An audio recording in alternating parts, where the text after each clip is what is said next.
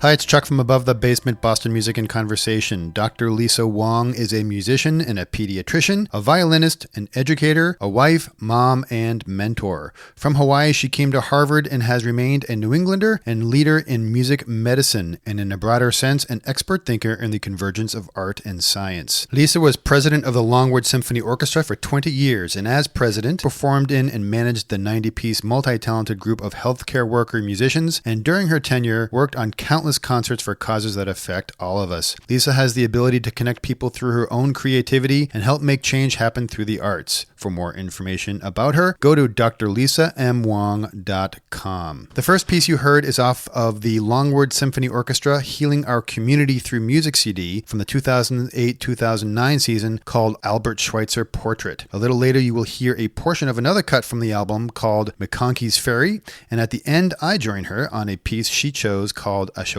Farewell. We'd like to let you know about a few events also. The Longwood Symphony Orchestra will play on the Esplanade on August 16th at 7 p.m. Go to longwoodsymphony.org for more information about that. And also on September 6th, Lisa will join founder of Art Science Labs and Harvard University professor David Edwards and the amazing Yo-Yo Ma for a chat at Le Laboratoire, Cambridge at 6:30. Hopefully, I'm supposed to say that in my French accent. You can read more about that at lelaboratoirecambridge.com/talks. We hope you enjoy our conversation with Dr. Lisa Wong, recorded at Woods Hill Table in Concord, Massachusetts.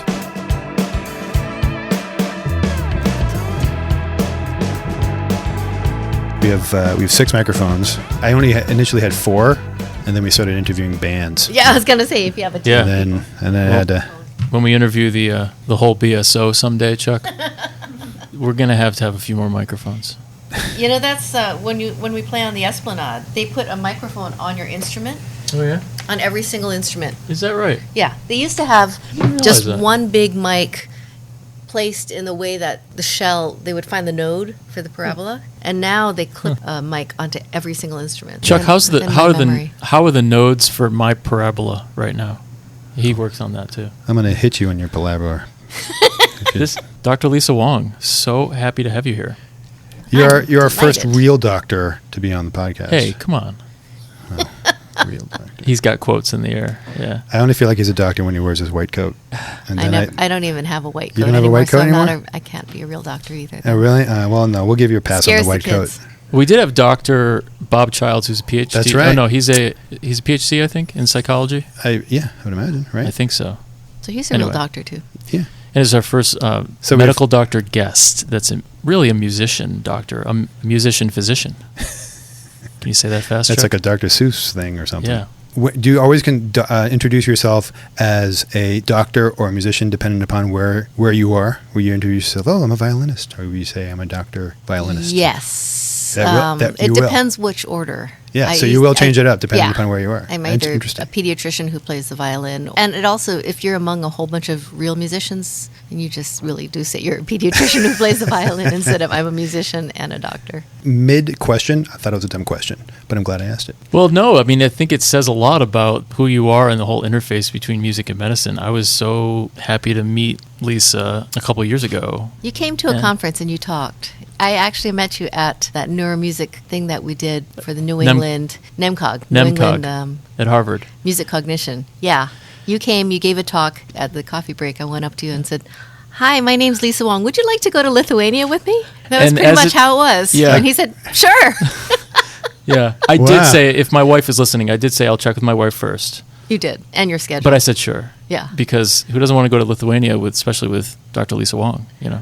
And then I And- later on realized that might have been a little bit forward of like, hi, my name is Lisa Wong. Would you like to go to Lithuania? Yeah. But I already knew Brian Harris. Exactly. And So Brian there's Harris is a neurologic music therapist, an NMT. We had a lot of residual effects from that because we had Ona Yonatite on, Exactly. who's lovely and Yeah. The fabulous flutist. musician. Beautiful Yes. flutist. Yes. So that kind of reverberated through I can't remember what episode she was, but he came back a changed man, knowing all these amazing musicians. But it's interesting. Yeah. Most people you say you're going to Lithuania say, oh, I have relatives from Lithuania, or I was recently in Lithuania. It seems to be a hub. Really? Yeah. It's really interesting. That actually, the Vilnius, what is it? What's You're trying to speak Lithuanian? Is that what you're trying to do? What is the yearly concert that is going on right now in Vilnius? Oh, no, in August, I mean. Oh, the festival. Sorry. Vivace Vilnius. Vivace. Yeah. Right, because it's been a year, You guys right? are editing for that. Yeah. It's been a coming year up since you again. went. It's always the first week of August. And that's why you guys went, right? Yeah. Is that why you went? Yeah. Well, so what happened was my husband is a violinist, and his student, Egla Yarkovo, was the founder of this festival and the artistic director. So she invited him to go, and I volunteered that I would also attend. The reason being that there was also an artist named Samuel Bach who lives in Weston, Massachusetts now, but he was one of the very few survivors, Jewish survivors of the Holocaust. He was a prodigy artist, and he was 9 or 10, and they spirited him out of the city so that they could save their art. And he then, over the years, went to Israel, New York, and he's been settled in Weston for over 20 years, and his gallery champions his work, and I fell in love with his works because they're so complicated and so complex that I said I need to go to Vilnius to see where it came from. And so that's how that track started. And they said, well, what are you going to do there? So I said, well, let's look into if there's music and medicine in Lithuania. And sure enough, there was a music therapy association there, and there are pediatricians who played music, and so we gave talks there. The students who were studying with my husband would go to the hospital and play for the kids, and so we started a sort of a second track of a music medicine track in Vilnius, Lithuania. And so last year was the culmination of that. Is we had a 2-day conference of music therapy, music in the brain, all of that with Ron, with Brian Harris, and with Suzanne Hanser, who is the founder of the music therapy department at Berklee College of Music. Wow. I didn't know they had a department like that at Berklee. 150 students a year graduate from there. So I'd like to back up. At what point did music therapy enter into your practice? Was that something from the very beginning when you became a doctor, or is that something that you kind of brought in as you worked? Well, that's an interesting question. I brought it with me from life. I started as a musician when I was like 3. I came from a family of kids who were very competitive with each other. There were 5 of us, and we would just play music. That was sort of the language that we did. Our parents are not musical, but the 5 kids would sort of compete musically. But among the things we did was, after church, we would go and play in a hospital and play in a nursing home. By the time I was in high school, I was going to the Shriners Hospital for Crippled Children, is what it was called, in Hawaii.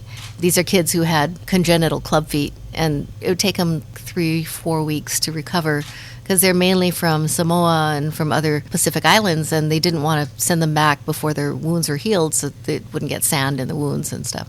They would do all of this for free for the kids, but they wouldn't bring the families. Now they do, but back then, so we had just a whole bunch of really homesick kids hanging around, kind of in pain and very lonely, and so we'd bring music every week and bring ukuleles and recorders and stuff. That's great. So by the time I got to college, I thought, I'm going to be a music therapist. But this is 40 years ago. This is 1975. And it's just around when music therapy was being created. And people, as a field. And so Harvard said, no, there's nothing like that around here. So I thought I'd be a music teacher. And Harvard said, well, there's a music department, and then you could go into education later.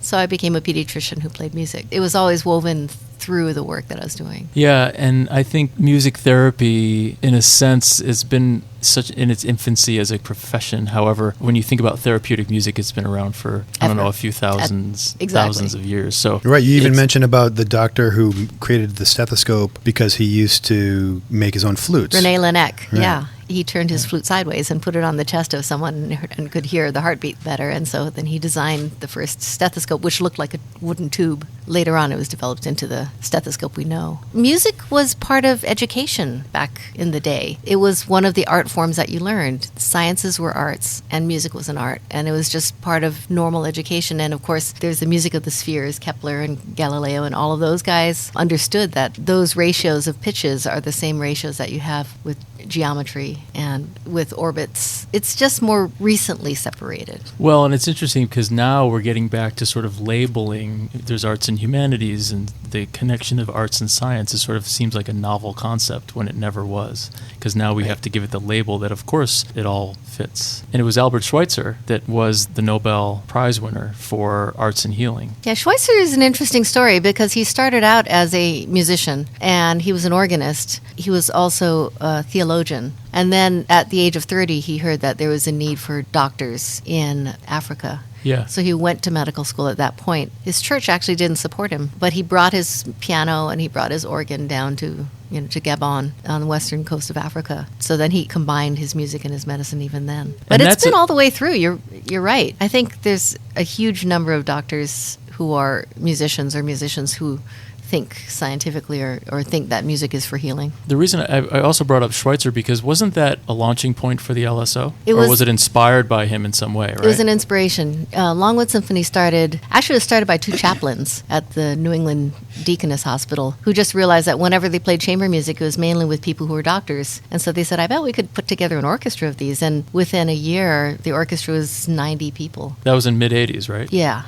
But it wasn't until we really started thinking about, like, what is the purpose of our being here? It was kind of a little bit of a guilty pleasure until then. It's like, this is really cool. We can be doctors and we still can play music together. Until we were inspired by Schweitzer's work and this major concert with Yo-Yo Ma and Lin Chang, my husband. And they said, what would Schweitzer be thinking about if he were in Boston? And what kind of issues would he be thinking about? So we came up with homelessness, domestic violence, children's healthcare disparities, and HIV/AIDS. And they had the Schweitzer Fellowship. I was working with them, so we planned a 2-day conference on all of these issues with patients, caregivers, and doctors. And just started thinking, how can we change Boston? And so Yo-Yo said, well, also Schweitzer was a Bach specialist. Let's end with a big concert where that pulls it all together. And so it was the concert that really happened that pulled it together, particularly because we got funders to pay for the whole thing, so it was free for everyone to come to the concert. But the people who couldn't come to the concert that we intended for them to be there were the homeless, because the concert got out after 10 o'clock and the doors would be shut in the shelters. And the women victims were not going to come out into public in a public way. And so we looked out at this sold-out 1,000-seat hall, and there are 2 spots where they're just empty seats. And that was pointed out to all of us, and we were all transformed. The orchestra played better than they had ever played. Yo-Yo started inviting people from different walks of life to his dressing room before concerts just to learn about their lives. It was a major moment in 1991. That's so cool. It's music. It comes back to people and to bringing people together, but it's sort of glued by music in some way. And for us, it sort of justified why we're doing it, because it brought us back to we are healers. That's who we are as doctors. It's not like, oh, shucks, I get to play the violin. It was, even through my violin, I can still be a healer. And so then every concert after that, we partnered with a different medical nonprofit and taught them how to raise funds and grow. And so we've worked with 50 different organizations so far.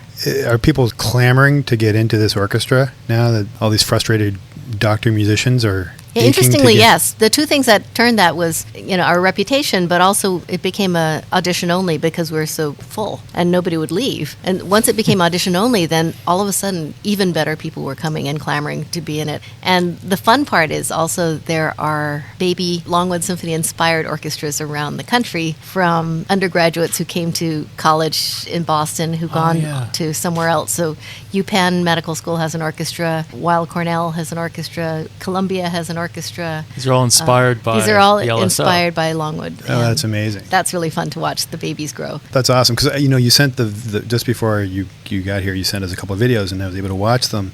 And there was this one violinist. He was Sherman. so good. Yeah. He was so good. These are not just, this guy was an accomplished violinist. He just rocked it. And so these aren't just, some person down the street who was like, oh, yeah, I used to play in high school. Yeah. Well, we joke that, we dinosaurs. I've been in the orchestra for over 30 years now. I don't know if I could get back in if I auditioned. Oh, really? So I'm holding on to my seat. Just take advantage of your of that. I say the same thing about my residency training, too. It's like I the couldn't kids get get in smarter now. and smarter and better. And this young man, Sherman, actually, he had 2 degrees from MIT before he went to Harvard Medical School. So when he was at MIT, guy. he was a student of my husband's, and he said, well, what do I do when I graduate from MIT? And he said, well, you join the Longwood Symphony, obviously. What's been fun about the last number of years, and this was from Longwood too, about 10 years back, we had a couple of conferences called Crossing the Corpus Callosum, where the right brain and the left brain can talk to each other, and so the artistic side and the scientific side come together, and that was sort of the concept of it. But what we did was we had music therapists, music neuroscientists, musicians and physicians all coming together in conversation. And that was one of the first times that we've done that, especially in this city. And we just mixed it up. We didn't have it so that music therapists all went to one room and the physicians went to another room. We just had lectures all day alternating these different fields, and people started to come to realize that what they did was more similar than dissimilar. The analogy is really orthopedic surgeon or physiatrist, like a rehab doc like me, and physical therapist. So music therapy is in and of itself considered more and more like a speech therapy or physical therapy. It's music therapy. It's a branch of the therapeutic, modalities. And so when we look at music as therapeutic, it's a whole other discussion, I think. And it's kind of semantics, but Yeah. it's interesting because then it's like you think back to what someone like Dr. Wong has been doing for years and maybe not even calling it music therapy. I'm sure that when you were in Hawaii working with the kids with club feet, you didn't say, well, I'm performing music therapy now. You were just I didn't performing. even know it was. Right. Yeah. And I think that the bogginess about it is because there's so many more people who are doing music, who are playing music, which is good. And they want to use their music to make somebody feel better and just will naturally go to grandma and play music or sing her a song. And is that music therapy or is that healing through music? Probably the latter, not the former. But, the line is a little bit gray. And the fun stuff is that they've been observing all of this and doing all of this for so long. And for them, a lot of this is now being justified by the music neuroscientists who are saying, oh, yeah, well, this is exactly what's going on at this. And so they're finding that the more they work together, the theoretical stuff that the music neuroscientists are doing and the clinical stuff that the music therapists are doing come together. But it seems like a more tangible, if you're looking at the far side of the spectrum where neurons are reconnecting because of their listening to music, and you see one brain scan of someone who didn't listen to music and one, and things are reconnecting because of music. It's a physical, tangible difference. Not just because, I'm depressed, I need to listen to some heavy metal now to get me out of that depression. It's something that actually physically happens to the brain. It's really, it's the neuroplasticity is really the holy grail here. That's where people are trying to prove that there's actually changes to the brain because of music, just like medications or physical therapy and other interventions can change the brain. It's really interesting when we talk to the music neuroscientists and they're saying, yeah, these are the things that are happening. And then you say, well, can you do that with my patients that I send you? Oh, well, I don't do that, actually. I just understand it. So we really need the whole team. The more we understand from the neuroscientists, the more we can apply it. But it's good to sort of have everybody in the room all the time to keep on moving the field forward. So I want to switch gears a little bit. I want to know about Lisa Wong, the violinist. What do you like to play? And when do you play? I like to play with other people. Mm-hmm. I really actually love playing in orchestra. It's interesting. I played in orchestra since I was little, so since I was like 8 maybe. And even now, after a busy, crazy day, and you get to orchestra rehearsal, and you settle in, and it's just sort of like, I'm back in the water. You flow with everybody else. Back in the water. I like that. It really feels like, it was really funny because our previous conductor, Jonathan McPhee, he's a supreme professional, and he would expect that at 7 o'clock when rehearsal started, downbeat goes, everybody plays, because that's what professional orchestras do. He would come here, and downbeat goes, and the place would fall apart, and things would just sound terrible, and he'd be like, what is going on? It sounded fine last week. Until we started talking to him about, give us 5 or 10 minutes to change our identities back, because her experiment just blew up in the lab. She was in the emergency room with this patient and had to deliver some terrible stuff. This is an oncologist who's just driven down for, all of these different people. Just wait a few minutes, let us shed our previous identities and come back together as an orchestra, and then we'll be okay. So he started just doing some kind of familiar stuff for the first 5 minutes where we could sort of stretch out, warm up, and get our sound back together again. And then everything would fall together after that. So like treading water and making sure you're doing all your stretches in the deep end. Make sure you're not like drowning So when the orchestra gets into a groove, and you can also tell right before a concert, you can tell if it's going to be a good concert or not, just by, you probably know this in bands too, by the groove that happens. And with this orchestra in particular, because we also have this medical nonprofit reason for playing, each concert starts before we play with those people coming up and talking about their story. One time there was one where it was a homestay program for parents who are bringing their children to Children's Hospital, and they're coming from other countries sometimes. And this Guatemalan family came up and said, our child is blind, and she's here to have cataract surgery, and we're staying at this place. And you could just feel the energy of the orchestra just like coalescing, and you're just like, oh, this is going to be a great concert, because they were playing for a reason beyond themselves. And it's true for musicians in general. If you play because somebody's listening to you, then the fear and the criticism and all that will sometimes slow you down from playing really the way you want. But when you're thinking, okay, I'm playing for a reason for these families to be able to, then you play your heart out.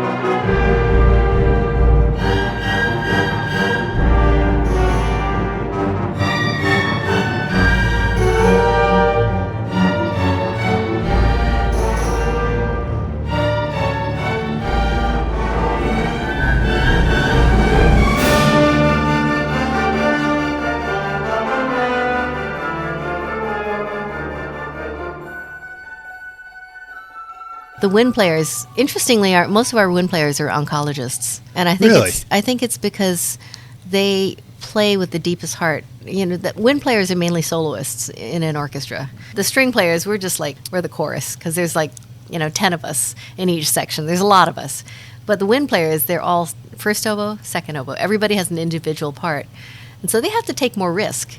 And I think in their profession, they take more risk. They have to work with more heart, and in music, they do that too. And so they tend to be oncologists?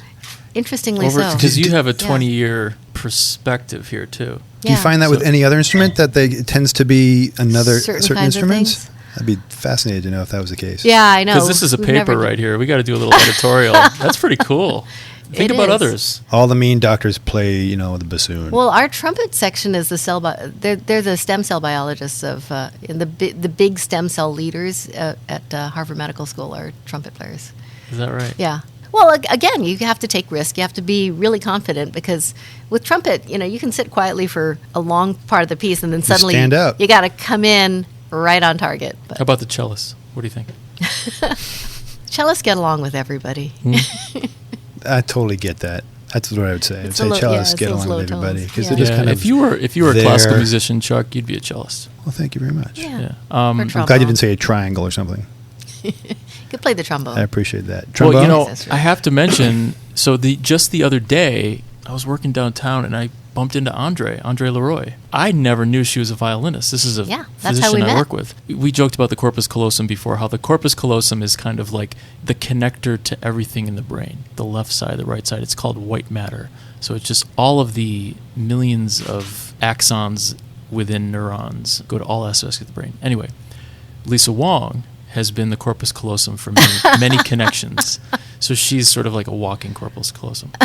But Andre and I were talking about how you've had some non-musical connections, and she told me that you were very instrumental, forgive the pun, in getting funds together, getting people together to support the rehab hospital in Haiti after these the things sort of earthquake. happen. People who mean to be going in the right direction in the river just end up going in the right direction in the river. So I met Andre because she said, "Oh, I'm a violinist and a doctor too. Let's have lunch." And so we did. She told me all about Helping Hands for Haiti and the work that she was doing. This is before she was at Partners in Health. And then just a couple weeks later was the big earthquake in Haiti. It's crazy. And Andre is Haitian. She's half Haitian. She's half Haitian. She was already spending a lot of her volunteer work time in Haiti. And Before the earthquake. This was all primed and ready to go, and then 150,000 people were killed in this earthquake. And a few years before that, I had read, Mountains Beyond Mountains by Tracy Kidder about Paul Farmer, yeah. and Partners in Health. And so we had already done a benefit concert with Partners in Health a few years before that. It was always, what would you like to get out of this concert? This is before the earthquake. And they said, well, our colleagues on Huntington Avenue and in the Harvard Medical School don't even know we exist. We do our work internationally, and so we just want to honor the doctors here, and we just want people to know that we're there. So we had already started a relationship with them, and then the earthquake happened, and 5 days after the earthquake, I got on the phone with Partners in Health and said, shall we do another concert? And within 2 weeks, we had pulled a lot of the insurance companies and other funders together. New England Conservatory said, use our hall. A number of their faculty said, we'll play.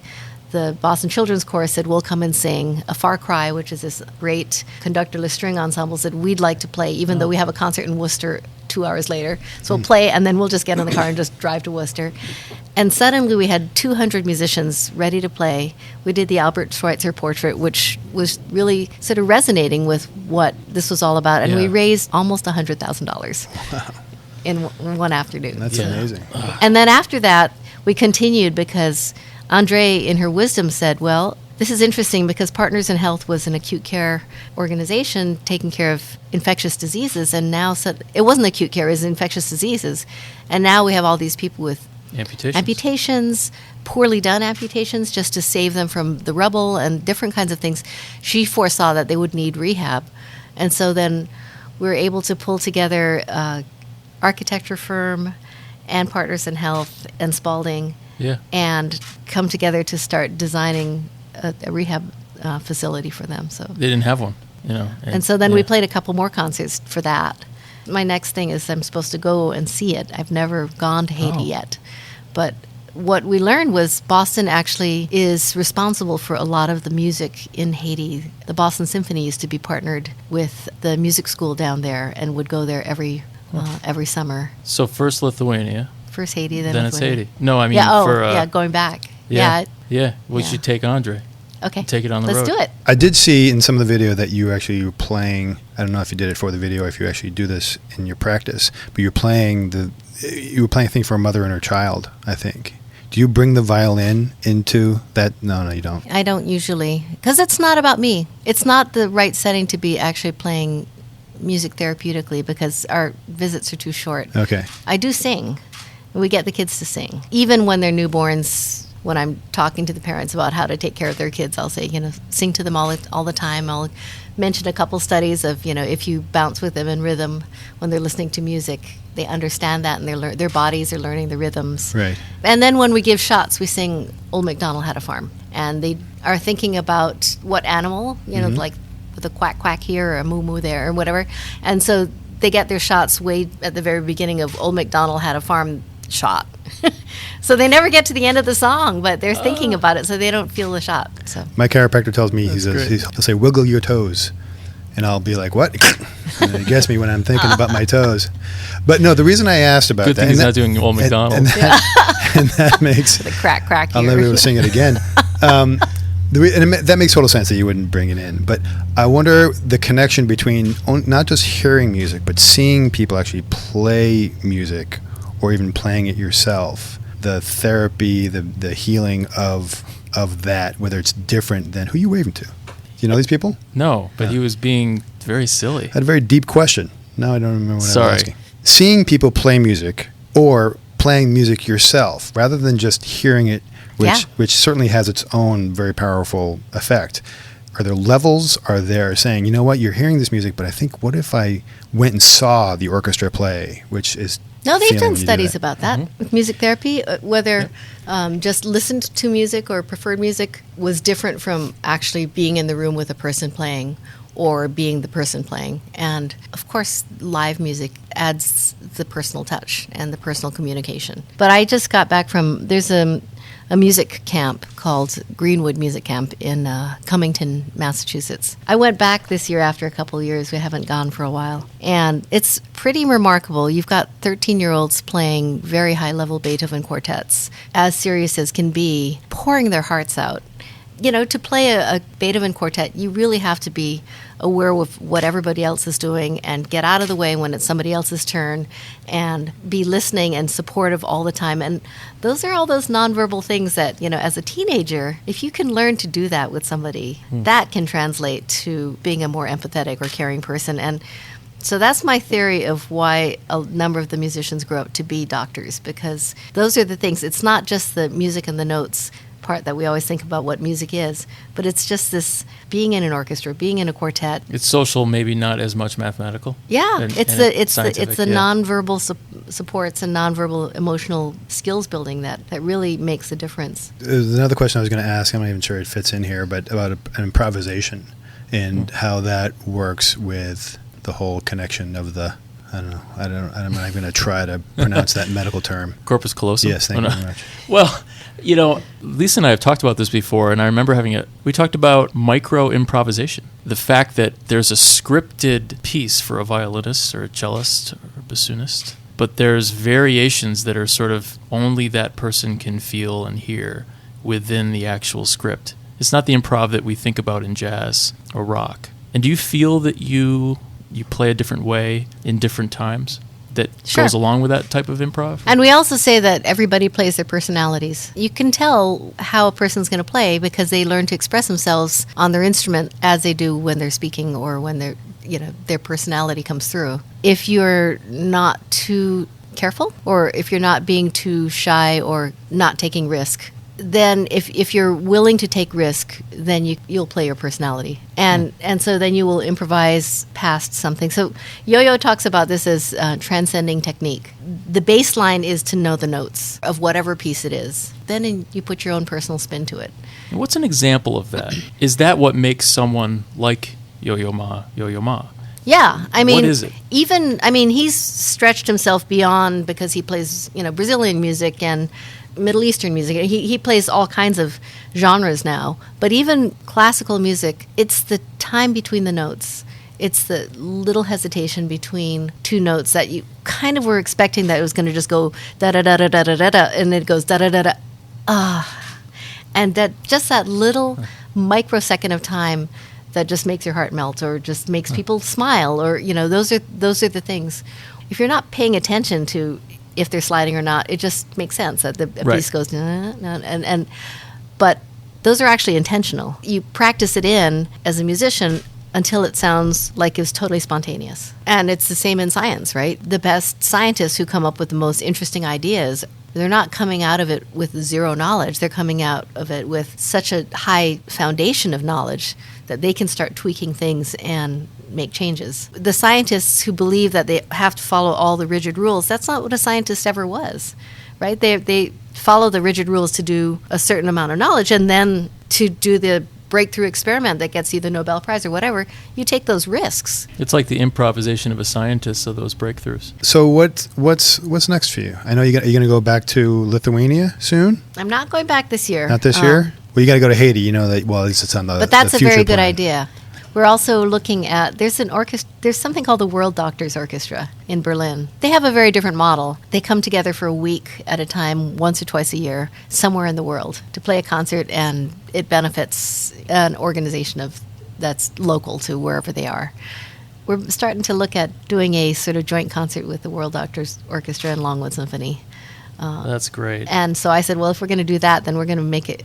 We should have a conference at the same time. Of course. And that's very Silk Road of you. Very. I mean, it's why do something simple? Like bring a World Doctors Orchestra. Just the world culture is coming together, and yeah, I love it. And there's also been a dream of not just me, but a lot of people in Longwood to bring all the different doctors' orchestras together and just have a weekend where everyone can sort of share knowledge. Wouldn't that be fun to just medical music Lollapalooza something? Exactly. So we would love to hear you play. And did you bring your violin or viola? I brought my violin. You're mainly a violinist, but you go between. I go back and forth. You go back and forth. Yep. Okay. I actually love the viola sound. I'm bigger, outnumbered in my family now that Thank you I've for got winking two at me. really, really good violists in the family. So. Oh, okay. Well, yeah, you don't want your kids to show you up. It was always very funny, though, because they don't care about owning cars. They live in New York, so they don't have a car. but it's violas. So we never had enough violas in the house. It was like some people who don't have enough cars in the garage. We always were short of violas. So Always short of violas. And I have to ask, I know There's a song in there somewhere. but do the family of four play together? We actually did a really terrific concert for my mom in Hawaii in January. She's 94 and she's in a senior center, so we decided to surprise her. That must have been wonderful. That was a lot of fun, and so my mom wants us to do that again for her birthday when she turns 95. That's great, Lisa. We want to hear you play, and actually, I have the privilege of announcing the Aren't you the gonna play with debut. me? Well, I'm gonna have the debut. Actually, no, We can call Chuck it Clow and Lisa Wong are gonna do a duet. Right. Dr. Clow, please. Dr. Clow, Dr. Clow. DPC. Dr. Wong, DPC, right? DPC. Yeah. What is that again? And can you tell us what the song is again? We're going to play Ashokan Farewell by Jay Unger. Jay Unger wrote it after a music camp that they go to every summer. And as he was leaving, the camp was called Ashokan. And he was so homesick about just feeling like this such a great music camp that this tune came to him. So he wrote it. And then it got picked up by Ken Burns and became a theme in Civil War in the documentary. But I was looking it up. It came out in something like 1984. So when my son was in second grade, my husband and I went to the school in Newton and played for them. And we said, what do you think about this piece? And it was so remarkable. These little second graders, a couple of them started crying. It was the last day of school, second to the last day of school. The kids were saying, it makes me think about my friends and how I might not see them for the summer. And it was just that kind of a piece that it really just touches your heart. No pressure, Chuck. Well, there's the whole edit button I got here. So if I screw up. Doctors Clow and Wong. Yes. All right.